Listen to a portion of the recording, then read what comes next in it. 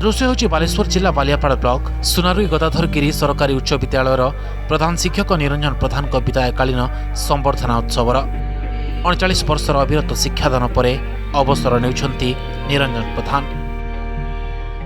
बहुत दुख लागुची ए दुख हमें परिप्रकाश करि पारबो एते जोर दुख लागुची तांको पई ए विद्यालय ए अंचल ए बालियापाड़ ब्लॉक छुरुची से हम पई केवल शिक्षक नथिले से हमर पितामाता ही थिले से हम पई जते सब करछती तांको विषय वंदना करिबा हम पक्षे असंभव। यदि जने सार के विदाय रे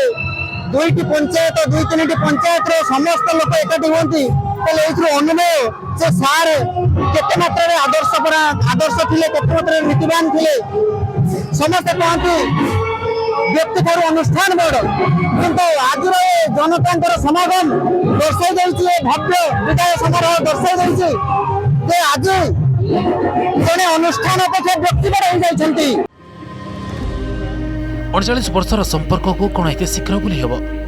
घर अपेक्षा ए स्कूल अधिक समय काटिछंती निरंजन सार। छात्र छात्री को निज पुओ झियो भली देखुवा शिक्षक जड़े निरंजन सार आईपाई तो तांको अवसर रे एते आयोजन पिलामानंकर भल पाइबा जो देखी अभिभूत हो जाउची पिलामाने एते मात्रा रे मते भल पाती मु केबे जानि नथिली